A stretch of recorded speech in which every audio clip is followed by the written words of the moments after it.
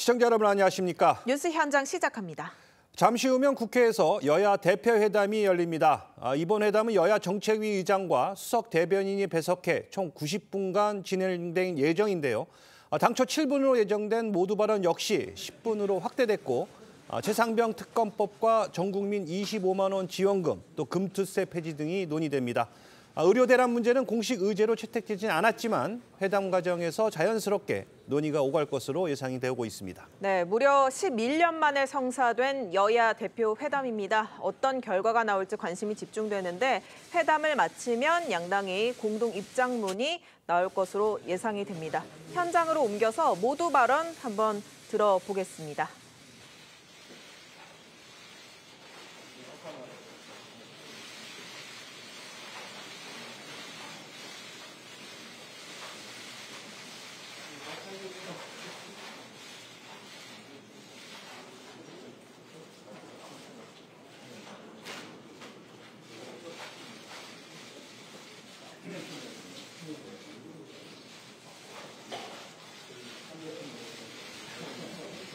네, 지금 모두 발언하기 전에 기념 촬영이 먼저 앞서 진행되고 있는데요. 회담에 참여하는 양당 대표뿐 아니라 정책위의장과 수석 대변인이 함께 기념 촬영을 하고 있습니다. 네, 한동훈 대표는 역시 붉은색 넥타이를, 또 이재명 대표는 푸른색 넥타이를 메고 나왔습니다. 예, 모두 발언 순서는 한동훈 대표가 먼저 하고 그다음이 이재명 대표가 하는 것으로 예정되어 있는데요. 지금 시작하는 것 같습니다. 이 대표님께서 제가 먼저 말씀드리라고 양보해 주셔서 제가 먼저 말씀드리겠습니다. 국민 여러분, 좋은 휴일 보내고 계십니까? 기록적인 폭염에 얼마나 힘드셨습니까? 국민의힘 당대표 한동훈입니다. 이재명 대표님께서 당대표가 되신 후에 민주당의 회의실에 걸린 백보드의 슬로건을 제가 봤습니다. 새로운 민주당, 다시 뛰는 대한민국. 제가 당대표가 된 후에 국민의힘 회의 백보드로 건 슬로건은요. 차이는 좁히고 기회는 넓히고입니다. 과거 전통적인 기준으로 보면 오히려 양당의 슬로건이 서로 바뀐 것 아닌가 하고 생각하실 분들도 있을 겁니다. 제가 격차 해소를 말하고 이 대표님께서 성장을 말씀하십니다. 이것은 국민의힘과 민주당 모두 전통적인 지점을 확장하여 상대를 향해서 움직이려는 노력을 시작하고 있다는 것을 보여주는 것이라고 생각합니다. 여야 대표의 회담이 자그마치 11년 동안 열리지 못했다고 합니다. 대표끼리 만나지도 못할 정도의 극단적인 대치 상황이 그렇게 오래 지속되었던 겁니다. 11년 만에 열리는 이번 여야 대표 회담이 이견을 좁히고 공감대를 넓히는 생산적인 정치, 실용적인 정치의 출발점이 될 수 있을 거라는 믿음이 있습니다. 자, 이제 우리의 정치로 국민의 문제를 해결해 봅시다. 민생이 무엇보다 우선입니다. 청년의 삶에 집중해야 합니다. 지금은 아무리 열심히 일해도 윗세대처럼 잘 살 수 없다고들 하십니다. 차이를 좁히고 기회를 넓히겠다는 우리의 정치적인 다짐은 열심히 일하면 잘 살 수 있다는 희망을 복원하겠다는 것입니다. 주거 격차, 자산 격차, 돌봄 격차, 교육 격차를 줄이고 좁히는 정치를 하자는 말씀을 드립니다. 자본시장의 밸류업 정책으로 자산 형성의 사다리를 더 많이, 더 쉽게 만들어야 합니다. 금투세를 폐지하는 데 저희 국민의힘이 집중하는 것도 그런 이유입니다. 불합리한 상속세제 때문에 대한민국의 기업 활동을 중단하는 상황도 막아야 합니다. 1대 99식의 국민대 갈라치기 정치 프레임은 개미 투자자들 모두가 피해를 보고 기업의 폐업으로 근로자들이 일자리를 잃는 냉혹한 현실 앞에 설 자리가 없습니다. 이 대표님께서도 금투세가 이대로는 안 된다는 인식을 갖고 계신 것을 저는 다행스럽게 생각합니다. 그러니 오늘 우리가 의미 있는 공감대를 만들어 보겠습니다.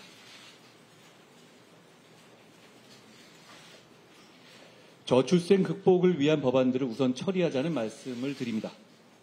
육아휴직 기간과 연령을 확대하고 배우자 출산휴가에 대한 급여 지원을 확대하며 임신기 근로기간 단축 기간을 확대하는 내용의 가정양립법, 고용보험법, 근로기준법 등 저출생 해결의 패키지 3법, 그리고 인구위기 대응을 총괄할 인구전략기획부 신설이 그것입니다. 촉법 소년 연령 하향, AI 기본법, 반도체 특별법 등 지난 국회에서 처리되지 못한 국민의 안전과 민생에 관한 시스템 법안들도 우선 처리될 수 있어야 합니다. 민주당은 현금 살포를 민생 대책으로 말씀하십니다만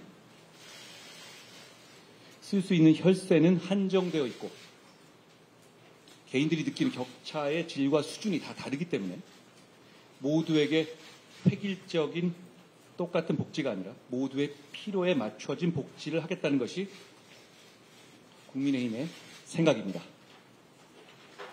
내년 취약계층에 대한 지원금을 4인 가족 기준으로 연간 240만 원을 늘린 것이나 저소득 대학생의 월 20만 원의 주거 장학금을 신설하는 것, 연 240입니다. 사병 월급을 205만 원으로 늘린 것, 소상공인 지원 예산 역대 최대로 대폭 늘린 것도 그 실천이죠. 이런 민생 대책은 민주당이 주장하는 현금 살포처럼 일회성이 아니라는 점에서 더 효과적입니다. 그리고 무엇보다 정교합니다. 국민의힘은 그런 생각을 더욱 집중적으로 실천하기 위해서 격차 해소 특별위원회를 출범시켰습니다. 의료개혁도 결국 민생을 위한 것이라는 점을 말씀드리고 싶습니다. 다만 당장의 의료 공백에 대한 국민의 불안감을 해소하는 일도 우리 정치의 중요한 임무입니다. 당대표로서 의료개혁의 본질과 동력을 그대로 유지하면서도 당장의 국민들의 염려와 불안감을 해소하기 위해서 더욱 노력하겠다는 약속을 드립니다.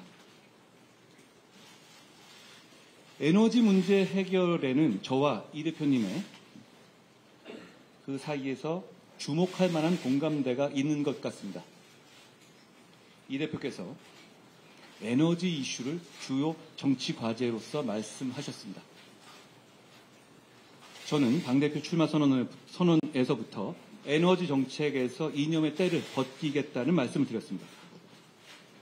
에너지 문제를 중시한다는 점에서 우리의 생각이 다르지 않은 것 같습니다. 대한민국의 저탄소 성장과 미래 세대의 먹거리를 위해서는 첫째, 저렴하게 전력을 공급할 전력망. 둘째, 세계 1위 원자력 산업의 새로운 도약. 셋째, 신재생 등 새로운 에너지원 개발을 통한 전력의 다변화가 필요하다고 생각합니다. 전력이 핵심인 AI 시대를 대비하는 길이기도 합니다. 다만 이 세 가지 모두가 정치 사회적 갈등의 진원지가 되어 왔습니다. 송전망을 확충하고 방패장 부지를 선정하고 신재생 에너지 발전의 터전을 정하는 일은 늘 사회적으로 어려웠고 정치적으로 가로막혀왔죠. 사회적 갈등을 해소하고 새로운 성장과 도약의 장애물을 걷어내는 일, 그게 정치가 해야 할 일이지 않겠습니까? 다행히도 이런 문제 해결에 대한 공감대를 여야의 대표가 이미 가지고 있습니다. 오늘 회담을 통해서 이 대표님과 제가 에너지와 관련한 이런 정치적, 사회적 갈등을 책임지고 해결하겠다는 다짐, 에너지 공동선언을 했으면 좋겠습니다. 정치개혁합시다. 불확실성의 영역인 정치에서 확실하다고 말할 수 있는 것은 많지 않죠. 그런데 이건 확실합니다. 국민은 정치개혁을 원하고 계십니다. 특히 국회의원 특권 내려놓기 정치개혁에 대해서는 진영을 불문하고 원하고 계시다고 생각합니다. 이 대표님께서는 과거 국회의원에 대한 국민 소환제를 도입해야 한다는 대선 공약까지 내놓으실 정도로 특권 내려놓기에 과감하셨던 입장이셨습니다. 불체포특권, 재판 기간 중 세비 반납 등 이미 국민 여론이 충분히 공감하고 논의된 특권 내려놓기 개혁을 이번에는 반드시 실천해보자는 말씀을 드립니다. 그 외에도 남용되고 있는 면책 특권의 범위를 의정활동과의 연계가 적은 악의적이고 고의적인 범죄의 경우에는 법률로 제한하는 방안도 논의해야 합니다. 현재는 헌법의 테두리 내에서 법원의 판례로서 면책특권의 범위를 정하고 있는데요. 헌법의 범위 내에서 법률로서 그 한계를 명확히 정해서 반복되는 면책권의 남용을 막을 필요가 있다고 생각합니다. 과거 이 대표님께서도 면책특권의 제한 필요성을 여러 차례 제기하셨기 때문에 양당 대표의 생각이 같은 지금이 면책특권 남용을 제한하는 추진을 하는 것에 적기라고 봅니다. 국민들께서 그걸 바라실 거라고 생각합니다. 법안의 강행 처리, 거부권, 재표결, 폐기, 그리고 재발의라는 이런 도돌이표식 정쟁 정치가 개미지옥처럼 무한 반복되고 있고 국회의 탄핵 소추권의 남용과 처분적 입법의 남발이 헌법 질서를 위협하고 있습니다. 이런 악순환을 끊어내자는 말씀을 드립니다. 사실 하는 우리도 보시는 국민들께서도 모두 피곤하지 않습니까? 최근 이 대표님을 수사한 검사에 대한 탄핵이 헌법재판소에서 만장일치로 기각됐죠. 이 대표님과 민주당에 대한 수사나 기소에 관여한 검사들을 상대로 시리즈처럼 해온 민주당의 탄핵은 곧 예정된 판결 결과에 불복하기 위한 빌드업으로 보는 분들이 많이 계십니다. 이건 재판받는 한 개인에 대한 문제가 아닙니다. 사법부의 재판에 대해서 주류 정치 세력이 불복하면 민주주의의 위기, 법치주의의 위기가 오고 국민 모두가 피해를 보기 때문입니다.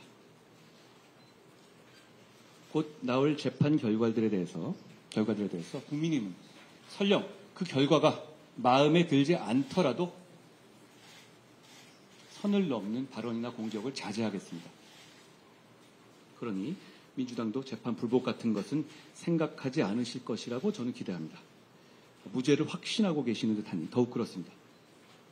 정치개혁에 관해서 한 가지 더, 지방선거 전에 현재의 거주 요건도 없을 정도로 전 세계 유례 없이 허술한 외국인의 지방선거 투표권 문제도 개선하자는 말씀을 드립니다. 이 대표님과 저의 공통점은 중앙정치, 소위 여의도 정치에 오래 물들어 있지 않은 사람들이라는 점일 겁니다. 그렇다면 오늘 우리 두 사람은 새로운 정치를 얘기할 수 있어야 합니다. 오늘 회담에서 우리 두 사람이 정쟁의 중단을 대국적으로 선언하고 미래지향적이고 생산적인 정치개혁의 비전에 대해서 합의했으면 합니다. 거리마다 걸려있는 국민들께서 피로감을 느끼는 자극적인 정쟁 현수막들도 순화하고 자제하기로 합의했으면 합니다. 국회에서 비정쟁 법안을 따로 빼내어 처리하는 민생 패스트트랙을 만들자는 말씀도 드립니다. 우리가 싸우는 걸 모두 멈추지는 못하더라도 어떤 경우에도 민생 법안들의 절차는 신속하고 정상적으로 돌아가게 합시다. 전쟁 중에도 밥은 먹어야 하지 않겠습니까? 22대 국회 첫 정기국회 개회를 하루 앞두고 열리는 11년 만에 여야 대표회담이니 정치보고원의 신호탄이 되었으면 합니다. 회담을 준비하면서 저희의 생각을 정리하고 상대방의 입장을 이해하기 위해서 노력했습니다. 무엇보다 당의 대표인 우리 두 사람의 역할이 중요하다는 것을 느꼈습니다.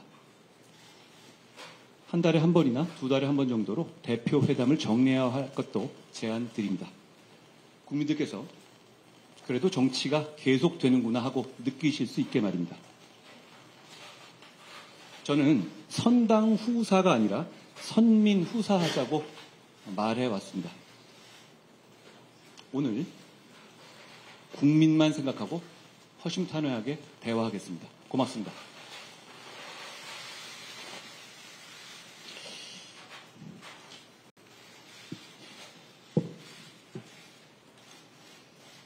네, 존경하는 우리 한동훈 대표님 말씀 잘 들었습니다. 우리 오늘 두 사람의 만남이 좋은 성과로 연결되기를 저도 기대합니다. 추석이 다가오는데 우리 국민들의 삶이 너무 어렵습니다. 거기다가 최근에는 의료 대란 같은 문제 때문에 사회적 불안도 너무 커지고 있어서 참으로 안타깝습니다. 고물가, 또 고금리, 실질소득의 감소, 경기의 구조적 침체, 그리고 사상 최대로 기록되는 임금체불, 거기다 자영업자 폐업까지 참으로 심각합니다.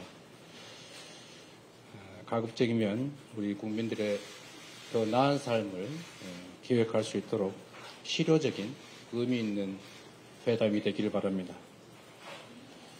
제가 생중계를 그렇게 선호하지 않은 것도 이게 여야가 만나면 서로 존중하고 동질점을 찾는 게 아니라 차이를 먼저 드러내고 공격하고 억압하고 이러다 보니까 사실 만나면 더 갈등이 격화되는 경우가 많았기 때문에 거의 만남이 없었던 것 같습니다. 그렇기 때문에 더 존중하고 인정하고 그리고 양보하는 그런 태도, 특히 상대에 대한 인격적 존중이 정말로 필요하다. 그런 생각을 합니다.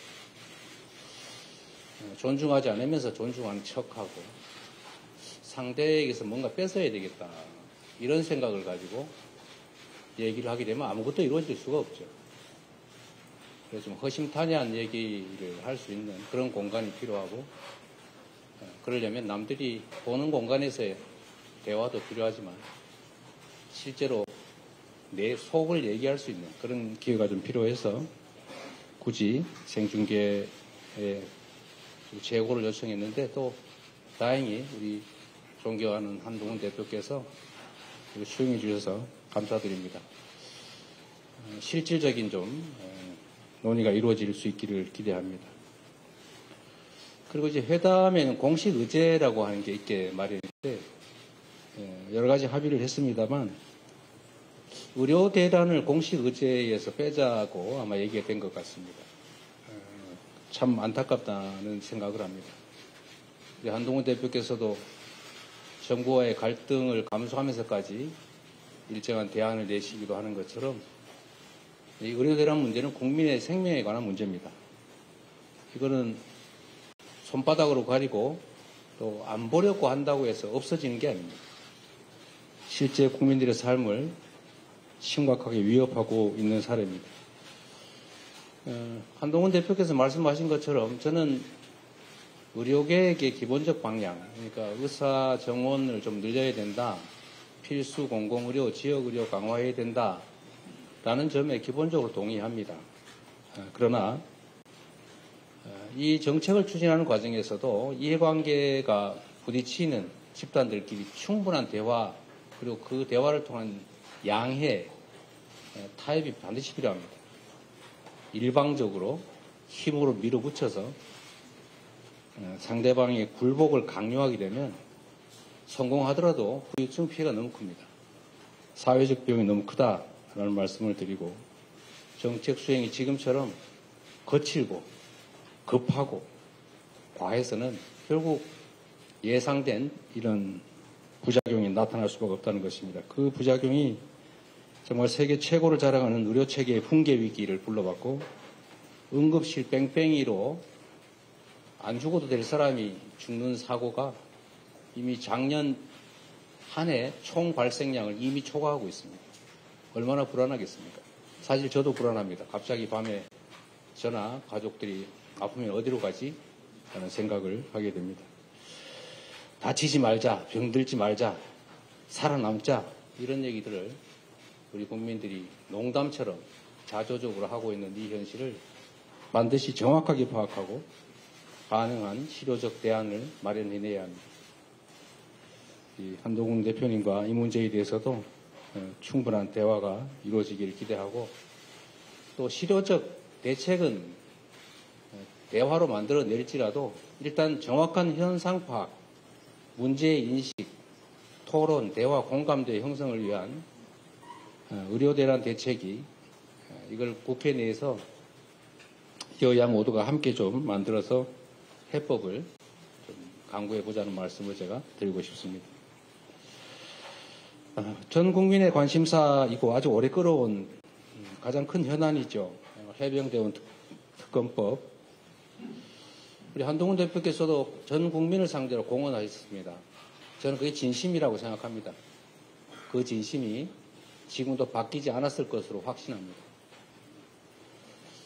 제3자 추천 특검으로 하자라고 말씀하셨습니다. 저희가 적극적으로 검토하겠다고 말씀드렸습니다. 또 조건을 하나 더 붙이셨는데 증거 조작 이것도 특검하자 하시죠. 괜찮습니다. 저희가 수용하겠습니다. 이제 결단하셔야 됩니다. 입장이 난처한 거 이해합니다.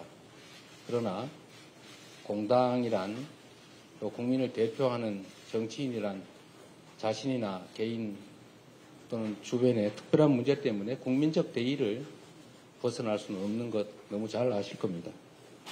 말씀하신 것이기도 하고 또 해야 될 일이기도 하고 그러니 이제 결단해 주시길 부탁드리고 또 뭐 소소한 조건들을 추가한다면 그 역시도 저희가 적극적으로 검토하겠다는 말씀을 드립니다. 전 국민에게 소비 쿠폰을 지급하는 전국민 민생회복지원금도 저는 적정한 선에서 우리가 대화로 타협했으면 좋겠습니다. 현금 지원이라고 말씀하시는데 좀 잘못 알고 계신 것 같고 이건 현금을 지원하는 게 아니라 특정 기간 내에 몇 개월 안에 쓰지 않으면 소멸하는 소멸성 지역 화폐, 즉 소비 쿠폰입니다. 해당 지역에서 소상공인 자영업자 골목상권에서만 쓸 수 있는 소비 진작책이다.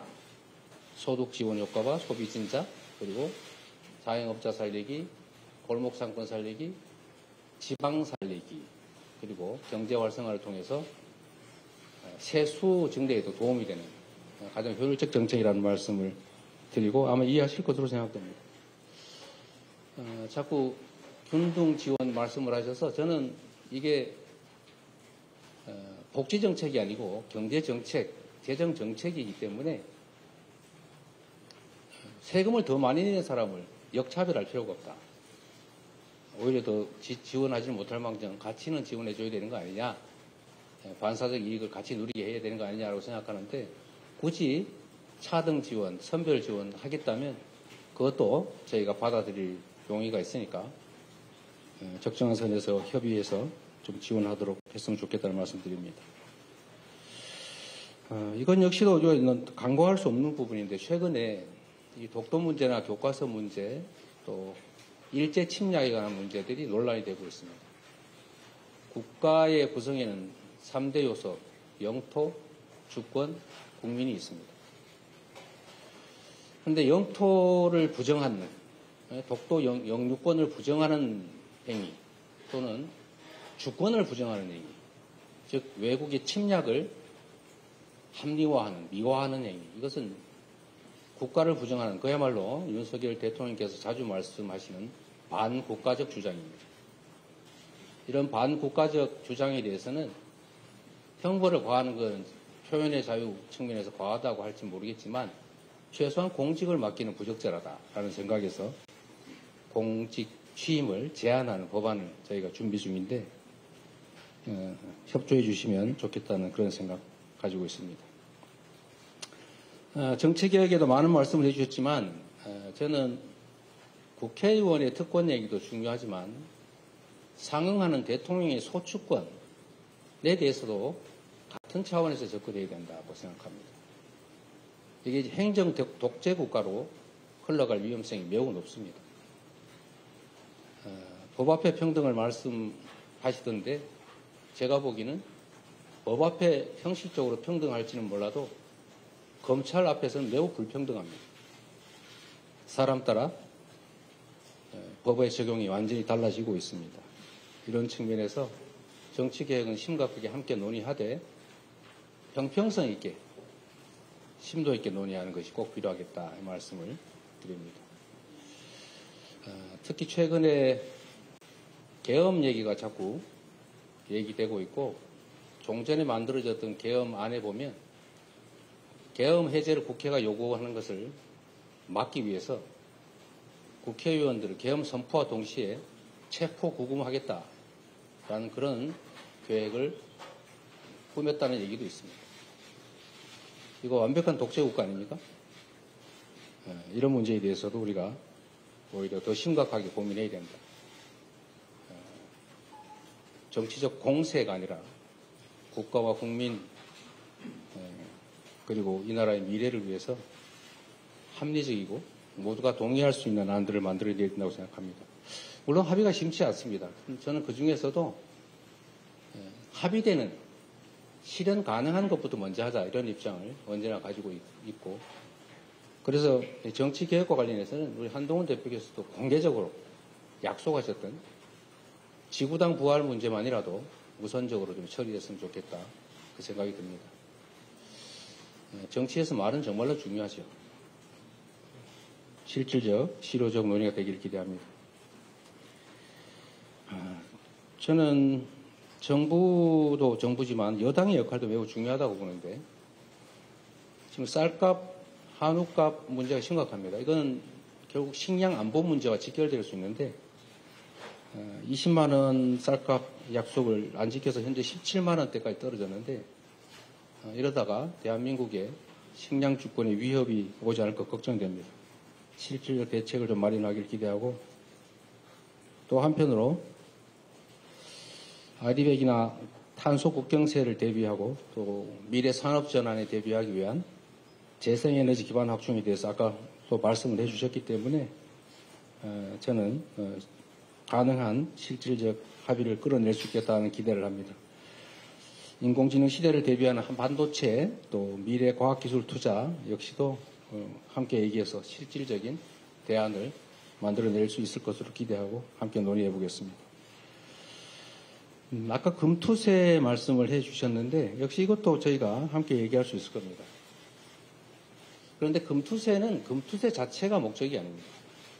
대한민국 주식시장이 비정상이기 때문에 세계 대부분의 국가들이 가지고 있는 금투세를 지금 적용하면 안 그래도 비정상인 대한민국 주식시장이 문제가 생길 수 있으니 이걸 좀 교정하자, 보완하자 이런 차원에서 한 얘기 아닌가 싶습니다. 막연한 세금 깎아주기는 아니라고 생각합니다. 그런데 이 비정상을 교정하는 데는 그 비정상 자체를 교정해야지 비정상에 비정상적인 대안을 만들어서 비정상 곱하기 비정상을 해서 정상 비슷한 상황으로 가자. 이건 옳지 않습니다. 그래서 주식시장 살리기 또는 주식시장 부스트업을 위한 정책들이 있어야 됩니다.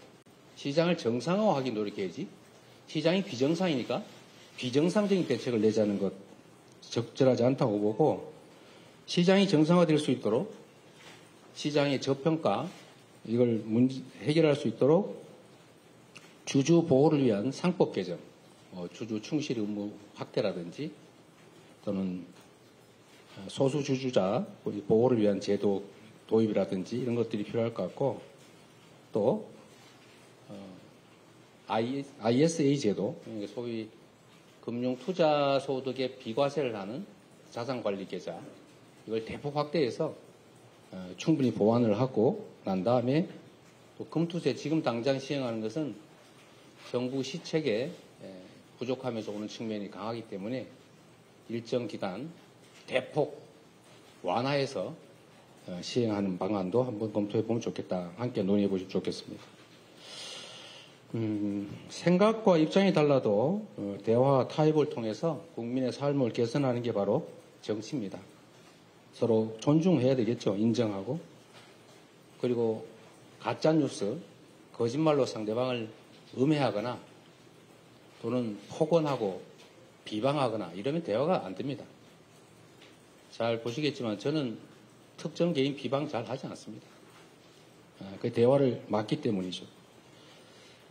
대화 타협이 일상이 되는 정상적인 정치를 복원하기를 기대합니다. 우리 단 대표께서 지금 말씀하시는 것처럼 민심을 존중하고 국민 중심의 또 국익 중심의 정치를 하시면 적극적으로 협력하도록 하겠습니다.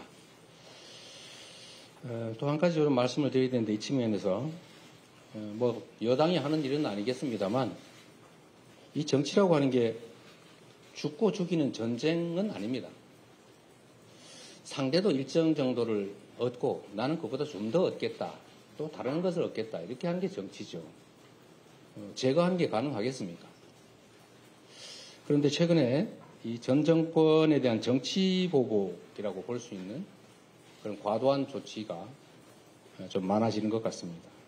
이런 것들이 결코 실정이나 또는 정치의 실패를 덮지는 못한다라는 말씀 드립니다. 지난 본회의에서 여야 합의를 통해 전세사기 특별법 같은 민생법안 처리가 됐습니다. 숨통이 좀 트였습니다. 한동훈 대표께서 말씀하시는 것처럼 양보하고 타협하는 정치를 복원해야 되고 가급적이면 차이를 드러내기보다는 공통점, 같은 점들을 좀 찾아내기 위한 노력을 하고 그 같은 점들을 실천하는 그런 출발점이 되기를 기대합니다. 그런 면에서 보면 우리가 대선이든 지방선거든 총선이든 무수히 많은 공약들을 합니다. 이 중에 여야 간의 공통 공약이 있습니다. 이 공통 공약들을 합의해서 처리를 하는 게 어떻겠냐 제가 계속 제안했는데 지금까지는 진척이 없습니다. 다행히 우리 한 대표께서 좀 전에 합의되는 공감되는 일들은 좀 처리하자 이 말씀을 해주셨는데 이번에는 아예 우리가 공통 공약 처리를 위한 협의기구나 이런 것들을 만들어서 공식적으로 공개적으로 공통 공약을 처리해 가기를 기대합니다. 우리 한동훈 대표께서 이런 말씀하셨다고 합니다. 그러라고 63%가 저를 지지했다 이런 말씀을 하셨다고 합니다. 맞는 말씀입니다. 정치는 국민의 뜻에 따르는 것이 대의입니다. 그 국민의 의사를 존중하는 것, 그게 가장 정치의 근본 아닌가 싶은 생각이 듭니다. 국민들의 선택의 무게를 잘 이해하시고 존중하는 말씀으로 생각합니다. 또 하나 기대되는 것은 내가 내는 대안만이 유일한 정답은 아니다. 더 좋은 대안이 있으면 좋겠다 이런 말씀하셨다고 합니다. 정말로 옳은 태도십니다. 다름의 가치를 인정하는 겸손일 수도 있고 내가 틀릴 수도 있다는 것을 인정하는 용기일 수도 있고 대안을 찾아내기 위한 능력일 수도 있습니다.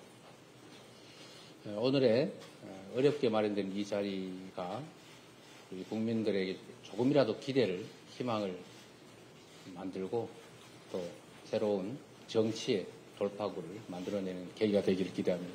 고맙습니다.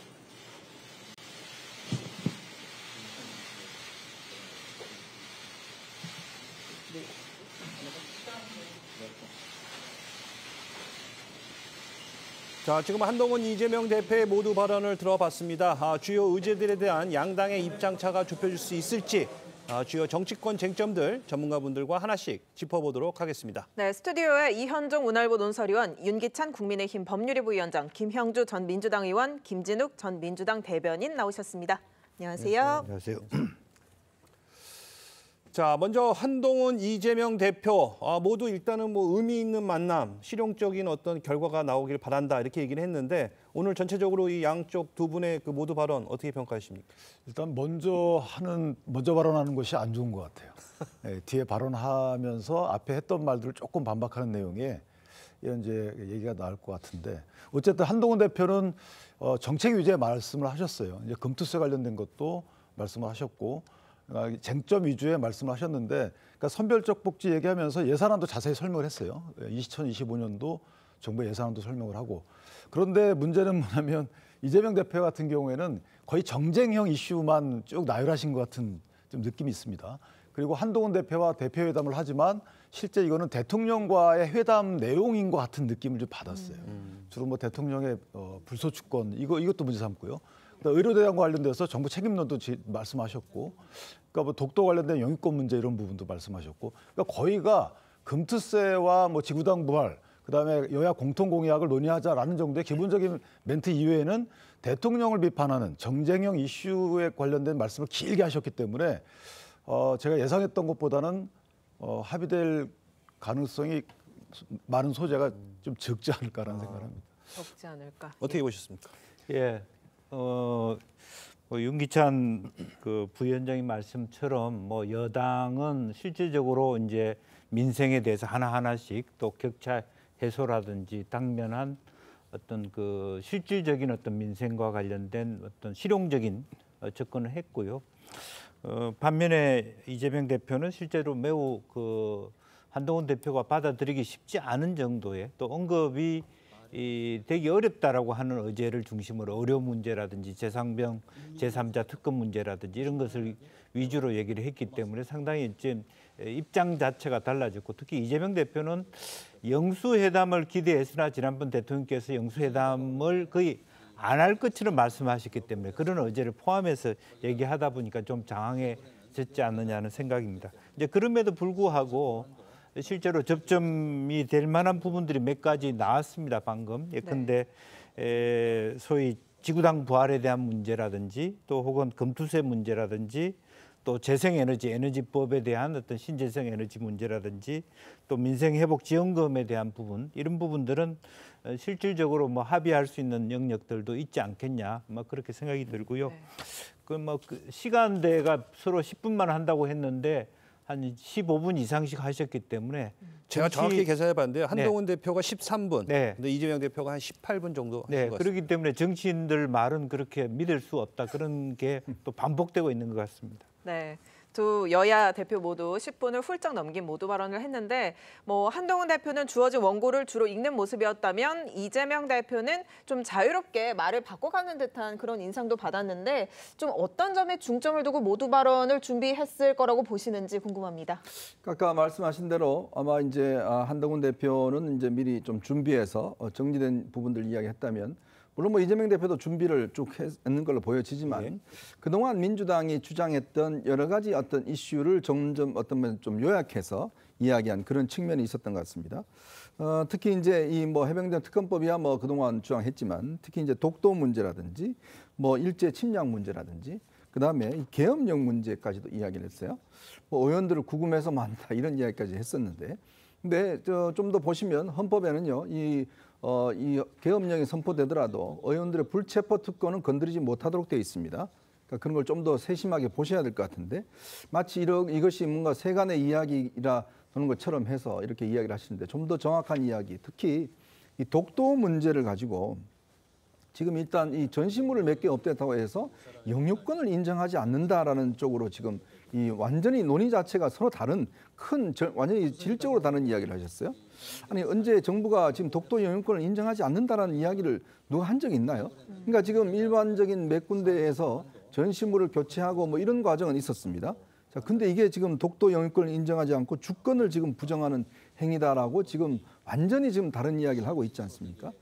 저는 이런 것들은 정말 이 정치인들이 국민들에게 아까 이야기했던 말이 중요하다고 이야기를 했잖아요. 예. 그러면 그 말에 대한 근거를 좀 이야기를 해야 될 겁니다.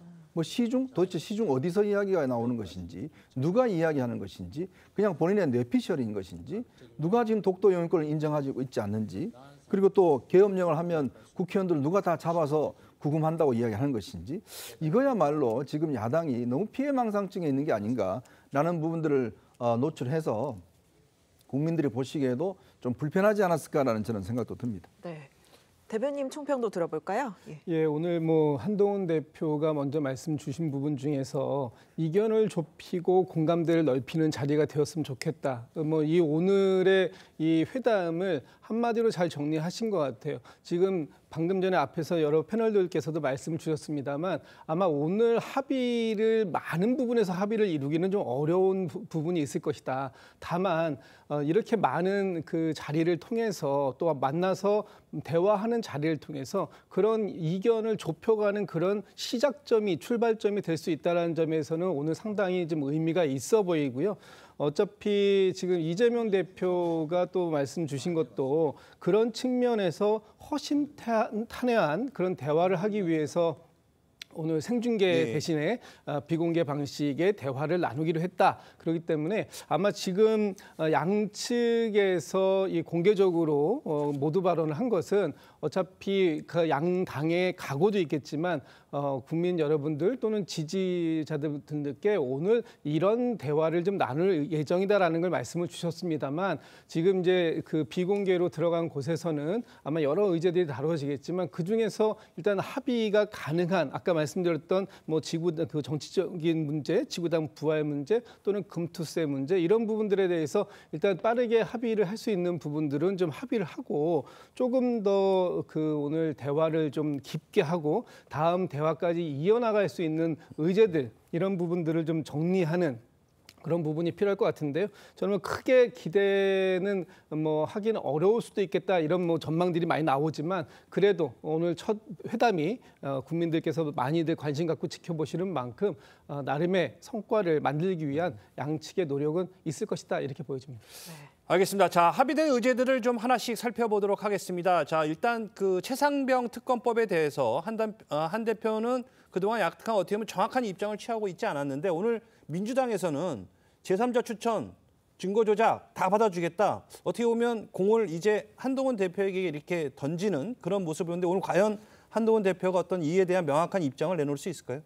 그러니까 제3자 추천 특검과 그다음에 재보공작까지 포함해서 하자는 게 한동훈 대표의 얘기였는데 그 진정한 의미는 진상규명을 위한 특검을 하자라는 거죠. 그러니까 정쟁용이 아니고 대통령 탄핵을 위한 기초 작업용 이 특검을 하지 말고 그렇기 때문에 아마 부정적인 걸로 저는 해석이 되는데 문제는 이재명 대표가 회담에 들어가게 되면 아마 대통령이 얘기했던 공수처의 수사 결과가 미진한 경우에 하자 이 안을 던질 수도 있어요. 왜냐하면 그렇게 되면 한동훈 대표가 이걸 안 받을 수가 없고 실제 이제 공수처 수사 결과가 얼마 안 있으면 나올 가능성이 있거든요. 시기적으로 보면.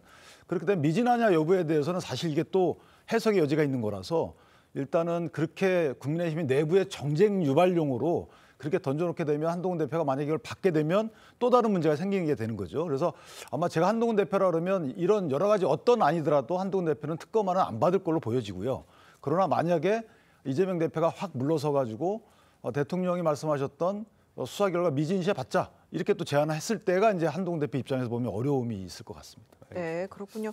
조금 전에 모두 발언에서 한동훈 대표는 이 최상병 특검법 관련 발언을 하지 않았고 이재명 대표는 증거조작 특검까지 수용하겠다. 그리고 또 소소한 조건을 붙여도 이렇게 다 추가적으로 검토를 하겠다. 이렇게 발언을 했는데 지금 비공개 회담에서 양측이 좀 어떤 논의가 오갈지 그 부분이 중요한 것 같아요. 아마 이제 그 사실은 이제 처음 이제 모두 발언부터 약간 입장 차이들이 많이 났기 때문에 그걸 좁히려고 하는 어떤 얘기들이 있는데 최상병 특검법과 관련해서는 사실 한동훈 대표가 두 번째 부결했던 특검안에 있어서 그 시점에서 사실은 이 특검안을 더 이상 수용하기 어렵다는 입장을 표명했어야 된다고 봅니다. 정치적으로. 그런 실기가 있었고 실질적으로도 독소 조항이 없으면 받을 수 있다라고 얘기하지만 현실적으로 국민의힘 내부에서 이 안을 수용하거나 어떤 안이 오더라도 제3자 특검법 안이 오더라도 받아서 통과시킬 수 있는 힘이 극히 없다고 저는 보여지거든요. 이제 그런 의미에서 현실적으로는 이재명 대표가 한동훈 대표가 받지 않을 수 없는 안을 던질 것이라고 보여지고요. 일단 한동훈 대표 입장에서는 본인의 입장을 크게 그동안에 변경시키지 않았기 때문에 일단 수용하지만 원내에서 논의 결과를 보고 처리하도록 하겠다라는 원칙론에 입각해서 받아들일 수밖에 없는 처지에 놓일 것이다. 저는 그렇게 보여집니다. 자, 그런데 앞서 이 국민의힘 송석준 의원은요, 이 독소적 조항이 빠진다는 것이 당내 의원들에게 인식이 되면 얼마든지 검토할 수 있다 이런 말을 하기도 했는데 이 부분은 어떻게 보십니까? 당내 문제. 일단 뭐 지금 아마 한동훈 대표 입장에서는 그러니까 민주당의 시간표와 국민의힘 시간표는 다르다. 아마 이런 입장을 이야기할 것 같아요. 이게 무슨 뭐 민주당이 요구한 대로 며칠까지 해라, 뭐 해라, 뭐 이런 것에 끌려가지 않겠다는 것이고 국민의힘은 국민의힘 나름대로의 어떤 절차를 밟아 나갈 것이다. 아마 이런 입장들을 좀 피력할 것 같습니다. 그건 뭐냐면 지금 일단 당내에서 아직까지 뭐 논의가 제대로 어떤 공개 토론이 이루어진 적이 없지 않습니까? 예. 이제 그런 것들을 아마 이제 앞으로 의제를 띄워서 뭐 의총이라든지 뭐 그런 형태를 통해서 뭐 몇 차례 논의를 아마 할 수 있는 가능성도 있을 것 같아요. 그러면서 의원들의 어떤 뜻을 모으고 왜냐하면 아무리 그렇지만 어떤 정당이 당대표 혼자의 의견을 당론으로 할 수는 없는 거거든요. 예. 그러니까 의원들의 얼마 정도의 동의가 필요하고 또 그런 것들이 이제 절차를 밟아야 되니까 이제 그게 뭐 예를 들어서 민주적인 정당의 가장 기본이 아니겠습니까? 예. 이제 그런 측면들 그러니까 아무 야당에서 압박을 한다 하더라도 아마 한 대표는 이제 그런 입장을 견지할 겁니다. 그리고 이제 이거는 전반적인 공수처의 수사의 어떤 패턴들 이런 것들을 같이 이제 곁들이면서 아마 앞으로 좀 입장을 정해가지 않겠는가 싶은데 뭐 일단 지금 이제 정기국회가 이제 본격적으로 들어가기 때문에 아마 정기국회 이슈도 꽤 많아질 것 같아요. 이제 그러면서 아마 당내에서도 이 논의들이 조금씩 전개되지 않겠는가 그런 생각을 해봅니다. 네, 지금 공식 의제는 오르지 않았지만 비공개 회담에서 뭐 이야기를 나눌 것으로 이재명 대표가 아마 공식적으로 이야기를 한 것 같습니다. 바로 의대 증원 문제인데요. 한동훈 대표는 지금 본질, 동력은 유지한다는데 공감은 하지만 당장의 불안감을 해소하는 데 당대표로서 역할을 해야 될 것 같다. 이렇게 이야기를 했는데 비공개 대화에서 어떤 이야기가 나눌까요? 저는 저 부분에 대해서는 대화가 없을 거예요. 제 개인적인 생각. 왜냐하면 두 분이 대화해서 해결할 수 있는 방법이 나올 수가 없어요. 네. 이 키는 사실은 이제 정부도 곤란했던 부분이 정부도 서너 번 물러섰거든요. 의사분들의 반발 때문에. 아시다시피 원래 2,000명 예정했다가 이게 1,500명으로 줄었잖아요. 국립대학 자율적으로 선발해라라고 해서. 그다음에 의대의 통일대안을 갖고 오게 되면 2026년도부터 다시 논의하겠다. 이렇게 또 얘기를 했었어요. 증원 규모를. 그러다 통일단안이 안 나오니까 그러면 일단 그냥 논의하자라고까지 얘기를 했었단 말이죠. 그러니까 한동훈 대표가 했던 얘기하고 사실 크게 다르질 않아요. 2026년도에 이걸 증언하지 말자라는 것만 빼놓고는 거의 같단 말이죠. 그렇기 때문에 이런 정부의 여러 번에 걸친 물러섬에도 불구하고 의사분들이 여기에 와서 협상에 응하지 않잖아요. 그렇다면 정치권 내에서 아무런 얘기를 한들 이걸 의사분들이 받아들이지 않으면 이게 효율적인 안이 될 수가 없단 말이죠. 이걸 정부가 겪은 어려움이에요. 그런 것들을 한동훈 대표나 이재명 대표가 모를 리 없습니다. 다만 국민들이 불안해하기 때문에 그 점에 대해서 언급을 한 것뿐이죠. 그렇다면 두 분이 괜히 언급해가지고 이런 질문을 받을 수 있죠. 그러면 의료개혁 하지 말자는 거냐. 이런 질문에 대한 답을 먼저 해야 돼요. 왜? 비현실적인 안에 대해서 언급을 아무리 한들 정치권에서 이게 현실적인 안으로 나오질 않거든요. 그렇기 때문에 저는 그래서 의제에 빠졌던 거고 아마 두 분이 그냥 덕담 수준의 말씀 이외에는 어떤 안에 대한 논의 과정은 없을 것이다. 이렇게 예상합니다. 자, 그런데 만약에요, 이 회담에서 여야가 이 의대 증원에 대해서 한 목소리를 낼 경우 이 대통령실에 대해서는 굉장히 압박감을 느낄 수 있지 않을까요? 대통령이 압박감을 많이 느끼게 될 건데 과연 오늘 한동훈 대표가 이와 관련된 말씀을 나눌 거냐는 거예요. 좀 전에 이재명 대표는 이와 관련돼서 입장을 분명히 했습니다. 예. 지금 이 회담에서 국민의 삶을 굉장히 위협하고 있는 민생 문제다. 예. 또 지금 현재 부작용이 나타나고 있고 국민들이 불안해하는데 실효적인 대안이 필요하다. 그래서 지금 그런데도 불구하고 뭔가 이번에 대통령께서 발표하신 내용들을 보면 어떤 이 정확하게 현상을 파악하고 있지 못한 거 아니냐, 인식에 문제가 있는 거 아니냐, 지금 이런 식의 그 모두 발언을 분명히 했기 때문에 이 부분에 대해서 어떻게든지 한동훈 대표의 공감대를 끌어내려고 하는 노력은 하지 않겠는가. 이것이 어떤 합의된 대안으로서의 그 만을 만들어내기는 어렵지만 아마도 그 수석 대변인이 발표할 때 한동훈 대표도 상당한 정도의 공감을 표했다. 이런 정도만 만약에 그 수석 대변인이 발표해서 넣어도 사실은 그 대통령실은 상당한 압박감을 느낄 수밖에 없다. 왜냐하면 대통령께서는 지금 현재 의료 시스템이 붕괴되지 않았다. 여전히 잘 진행되고 잘 돌아가고 있다라고 얘기했지만 일반 국민들이 느끼는 그 인식하고는 상당한 거리감이 있기 때문에 그런 거리감을 이따 발표 때 만약에 지적을 한다면 대통령실에서도 또 한 번 압박감을 느끼게 될 겁니다. 근데 그 오해의 소지가 있을 것 같아서 한동훈 대표도 모두 발언에서 이 얘기를 했어요. 의료 대란에 관련돼서는 의료 개혁은 본질적으로 동의한다. 예. 근데 이제 국민적 불안감이 있기 때문에 본인이 언급했다는 취지이기 때문에 예. 이재명 대표 크게 다르지 않고 다만 더 어떤 현실적인 안이 나오는 것보다는 뭐 어떤 기구를 만들자라는 건 괜찮겠죠. 그리고 의사분들을 향해서도 돌아와 달라라는 메시지는 만약 두 당대표가 정말 국민을 위한다면 나와야 되는 게 아닌가 이렇게 생각합니다. 네. 한동훈 대표가 취임 후 김경수 전 경남지사 복권 문제나 최상병 특검법 이슈에 대해서는 언론 보도로만 나왔지 본인이 직접 발언을 하면서 이견을 키우진 않았는데 이 의대 정원 관련해서는 당내 의원들을 좀 어떻게 설득할지, 대통령을 어떻게 설득할지 언론 앞에서도 본인이 많이 이야기를 하고 있으니까요. 이 부분에 대해 어떻게 보시는지요? 이거는 설득의 문제가 아니라 답은 현장에 있다고 봅니다. 예. 예를 들어서 어떤 노선이나 정치적 어떤 관점의 차이면 굉장히 다툼의 여지가 있겠죠. 그러나 이거는 과연 그럼 현실적으로 벌어지는 일에 대해서 이거를 어떻게 심각하게 느끼느냐 안 느끼느냐 이 문제인 것 같아요. 그러니까 한동훈 대표가 지금 자꾸 이 문제를 주장하는 거는 대통령실과 관점이 다르기 때문에 그런 게 아니라 대통령실이 보고 있는 것은 현재 별 문제가 없다. 제대로 진행되고 있다라는 거 아니겠습니까? 근데 지금 의료 현장에서 들려오는 목소리는 전혀 아니고 저희 기자들이 확인하는 상황은 전혀 그게 아니란 말이에요. 자, 그렇기 때문에 대통령실에서 항상 이야기하지만 어떤 이 민심을 전달하겠다라는 게 한동훈 대표가 항상 이야기해 왔던 거거든요. 그런 부분들을 전달해 줌으로 인해서 지금 정부가 좀 더 민감하게 이 문제에 대해 대응하도록 하는 그런 상황으로 저는 비춰집니다. 자, 이제 문제는 이제 대통령이 너무 예를 들어서 지난번 기자회견 때 이 문제에 대해서 현장에 가봐라. 예. 별 문제 없다라고 해왔기 때문에 예. 자칫하면 진짜 이 추석 연휴 기간 중에 뭐 정말 다행히도 아무런 문제가 없다면 또 모르겠지만 근데 지금 여러 가지 응급실이 거의 한계 상황에 다다르고 있거든요. 네. 그러니까 이런 부분에 대해서 국민들이 판단하시기에 그러면 왜 정부는 저렇게 상황에 대해서 너무 잘못 판단하고 있는 거 아닌가? 라는 문제가 된다 그러면 이거는 또 한 번의 어떤 좀 갈등의 소지가 충분히 있는 것이죠. 문제는 이거는요. 결국 현장에 답이 있습니다. 현장에 답이 있다. 예, 제가 혹시나 조금 오해 소지가 있을 것을 보태는데 대통령의 인식이 응급실 의료 체계가 전혀 문제 없다 이렇게 보고 있는 건 아닌 걸로 저는 인식을 해요. 왜냐하면 기억하다시피 올해 이제 2월달에 보면 처음에 전공의들이 이제 다 이탈했을 당시에 그때는 한덕수 총리가 오히려 응급실에 문제가 있다고 먼저 얘기를 합니다. 근데 의사분들이 우리가 빠졌어도 교수님들이나 아니면 전임의들이 다 커버하고 있기 때문에 문제가 없다 이렇게 주장을 해요. 다만 정부가 이런 의료 개혁을 위해서 의사분들이 이제 설득하는 과정에서 일시적인 공백이잖아요. 이 공백을 메꾸기 위해서 여러 가지 노력을 하고 있다. 그러니까 아직까지는 관리 가능한 것이지만 어렵게 해나가고 있다라는 것이지 대통령이 이게 안일하게 아무 문제 없는데요. 저는 이런 그 워딩 그대로의 인식이 있다 이렇게 보지는 않고요. 다만 이제 이게 빨리 의사분들이 돌아와야 되겠죠. 네. 알겠습니다.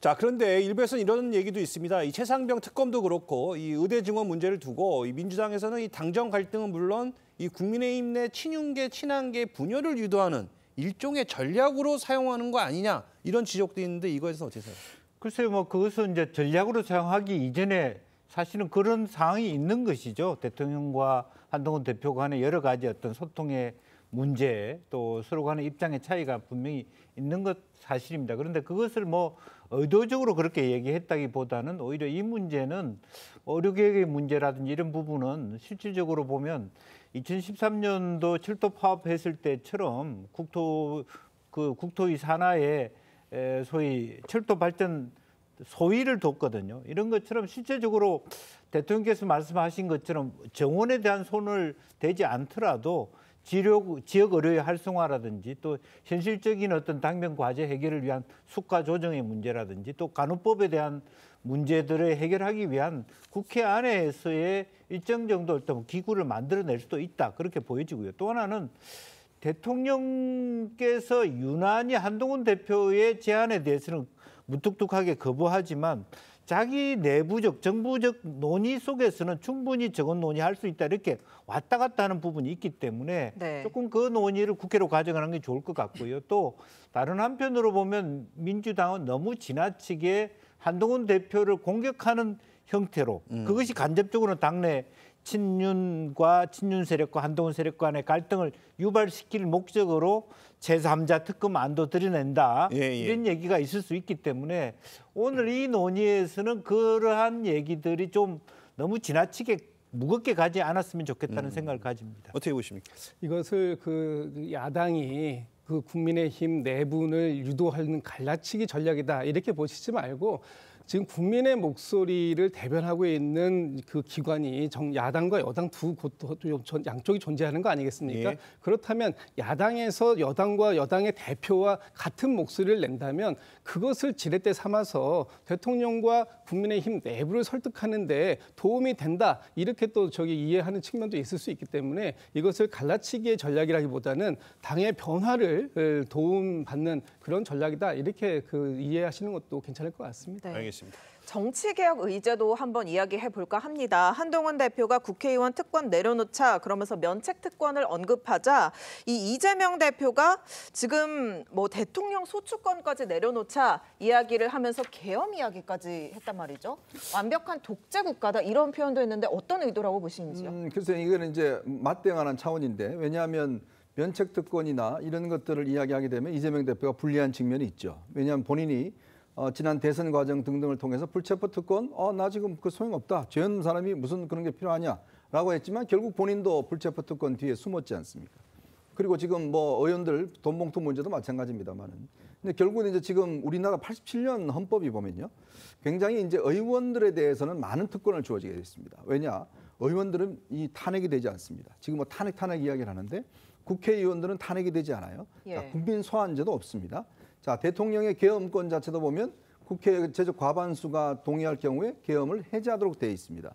그러니까 지금 대통령의 오요한 권한은 뭐냐면 이 제2요구권, 그다음에 이제 대통령의 외환 내환의 죄를 제외하고는 형사소추가 되지 않는다는 거, 이 두 가지만 있는 거잖아요.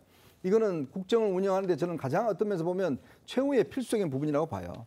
근데 지금 의원들은 특히 87년 헌법 체제에서는 굉장한 많은 특권들을 누리고 있죠. 예. 뭐 그런 상황이라 그러면 왜냐하면 국회에서 아무런 이야기를 하더라도 뭐 어떤 처벌을 받지 않습니다.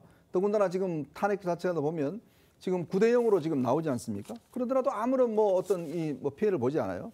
자, 그렇다면 국민들이 지금 이야기하는 것은 대통령에 대한 권한보다는 오히려 국회의원들이 가지고 있는 특권들, 전 세계에서 우리나라 국회의원만큼 의원 수나 그다음에 지원을 많이 받는 거는 거의 드뭅니다. 네. 그러니까 그런 거기에다가 여러 가지 특권들을 하고 있잖아요. 그러면 국회 같은 경우는 그럼 이재명 대표 말이 중요하다고 이야기했지 않습니까? 본인이 이야기했지 않습니까? 분명히 면책 특권 줄이고 불체포 특권 이거에 대해서 하지 않겠다 이야기했잖아요. 그거부터 우선 실천하시면 돼요. 그 나중에 그거는 영수회담 가셔서 이야기하시고 이 부분은 본인이 이야기한 거를 먼저 실천하는 게 저는 중요하다고 봅니다. 알겠습니다. 자, 이번 추석을 앞두고 열린 여야 대표 회담인 만큼 이 회담 성과에 따라 이 추석 민심에도 영향을 미칠 수밖에 없을 텐데, 자, 양쪽 한 분씩만 이번 회담에서 어떤 의미 있는 그래도 결과 합의가 나올까요? 아니면 그냥 원론적인 얘기만 하고 마칠까요? 아마 합의는 나올 수밖에 없겠죠. 그 합의 내용이 이제 어느 정도 뭐 알차냐의 문제인데 민생회복지원금 이런 부분은 한동훈 대표가 당정 간에 어떤 협의 과정을 거쳤는지 모르겠지만 이게 법안 형태로 당 불가능하거든요. 근데 예산안이 내일 제출되기 때문에 아마 거기에 담을 수 있을 정도의 합의안이 나올 수도 있고 이제 정책의장이 배석하기 때문에 그다음에 그 금투세 부분은 합의안이 나올 것 같습니다. 이 부분은 한동훈 대표가 강조해 왔고 네. 또 이 청년들의 자산 형성 기회를 제공하겠다라는 의미가 큰 거기 때문에 이재명 대표도 거기에 대해서 반대하지 않고 있거든요. 그리고 이거는 이제 예산 관련 부수 법안이기 때문에 이것도 마찬가지로 이번 정기국회에 처리돼야 된다. 네. 그렇다면 그 정도에 대해서는 어느 정도 합의가 나올 거고 근데 기구를 만들자 이 정도의 합의는 나올 것 같아요. 그래서 그 정도만 나와도 저는 첫 회담 치고는 성과가 있는 거다. 그리고 회담의 성과에 대한 결실은 이재명 대표 조금 더 많이 가져가지 않을까라는 생각을 합니다. 대통령을 공격하는 거기 때문에. 예. 저도 비슷한데요. 결과적으로 보면 합의가 몇 가지 이루어질 것입니다. 그런 나름대로 한동훈 대표도 그동안의 취임 이후에 별다른 성과가 없었기 때문에 금투세를 비롯해서 몇 가지 부분에 대한 지구당 후원의 부활이라든지 그런 부분도 한동훈 대표의 아젠다였거든요. 이제 그런 의미에서 일정한 성과를 가져간다고는 할 수 있습니다만은 양 대표 모두가 부담을 일정 정도 지고 자기 당으로 돌아갈 수밖에 없고 그런 의미에서 한동훈 대표의 부담이 더 클 거라고 보여집니다. 재상병 특검 안이라든지 이런 부분은 일단 내부적으로 공식적 합의안이 아니더라도 부담을 갖게 될 거고요. 이재명 대표는 예컨대 금투세에 대해서 말하자면 진성준 그 정책위 의장이 일정 정도 반대하는 기조가 있다 하더라도 그래도 일극 체제 안에서 그것을 정리해낼 수 있는 힘을 갖고 있다면 사실 한동훈 대표는 아직까지 그런 것이 아무리 본인이 60% 이상의 지지를 받았다 하더라도 내부 법안까지 특검 법안까지를 통과시킬 수 있는 여한이 없기 때문에 조금 힘겨운 부분이 노정되지 않을까 그렇게 보여집니다. 알겠습니다. 자, 뭐 합의 내용에 대해서는 잠시 뒤에 계속되는 그 시사쇼 정치다 또 메인뉴스 7에서 자세하게 설명해 드리도록 하고요. 지금까지 정치권 쟁점 짚어봤습니다. 감사합니다.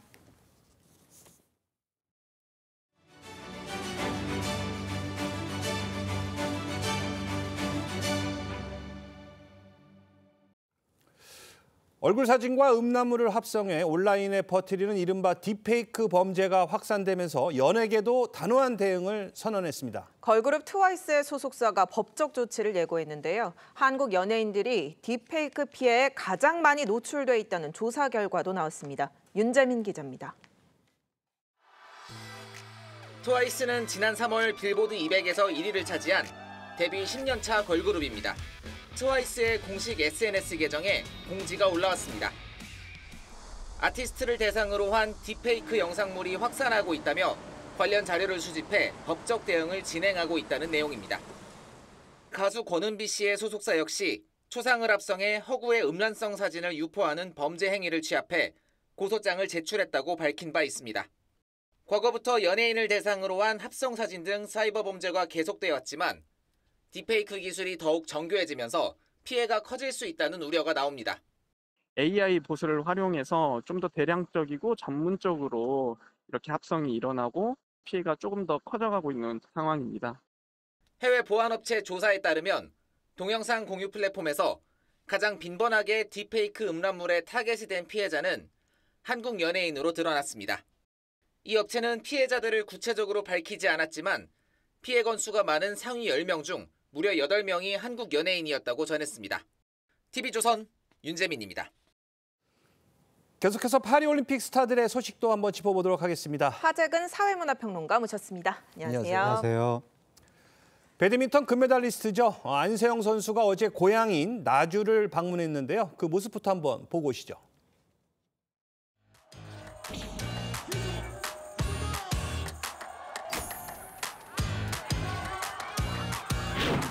안녕하세요. 배드민턴 국가대표 선수 안세영입니다.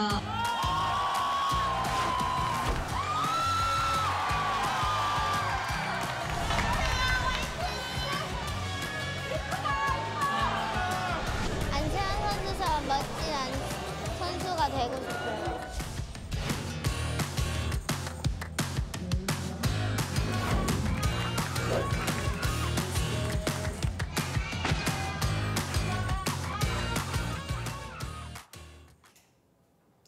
안세영처럼 멋진 선수가 되고 싶다 이렇게 얘기를 했는데 자, 이 선배로서는 가장 듣기 좋은 아주 뿌듯한 대답인 것 같아요. 그렇죠. 그러니까 인간의 가장 기본적인 욕구 중에 하나가 인정 욕구거든요. 그러니까 인정을 받는 거예요, 내가. 특히 내 모교의 후배들이 나를 롤모델로 한다고 하니까 정말 뿌듯한 거고 또 동양의 기본적인 관념은 성공하면 비단 옷을 입고 고향에 가서 고향 사람들한테 인정을 받아야 된다. 이런 관념이 있는데 저게 바로 고향에서 금이 환영한 거거든요. 그러니까 정말 안세영 선수가 지금 젊은 나이인데 크게 뿌듯했을 것 같습니다. 네, 안세영 선수 어제 소감에서 저다운 배드민턴을 보여드리겠다 이런 말을 했는데 앞으로 행보가 좀 어떻게 될지 기대되는데요. 네, 안세영 선수가 정말 천재라서 그런가? 그러니까 앞으로 잘하겠습니다. 그게 아니라 저를 이길 수 있는 저다운 배드민턴을 보여드리겠다. 그러니까 자신만의 스타일로 뭔가 자신의 일가를 이루겠다. 그런 느낌으로 들리잖아요. 네. 정말 천재는 천재다라는 생각이 들기도 하고 또 요즘 신세대가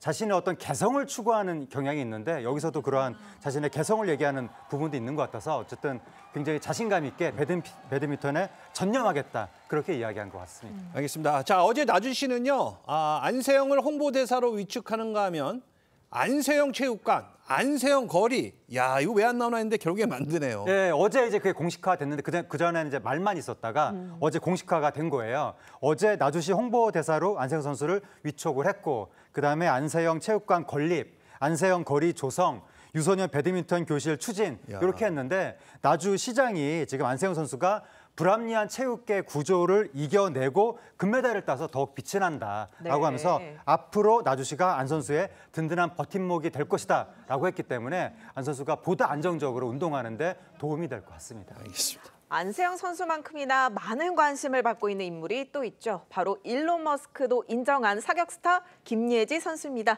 일론 머스크에게 영상 편지를 전했다는데 들어보겠습니다. 저를 샤라웃 해주셔서 정말 감사하고요. 이 영상을 보실지는 모르겠지만 제 댓글은 아직 유효하거든요. LA 올림픽 때 한번 보러 오심이 어떠실까? 그땐 잘 쏴볼게요.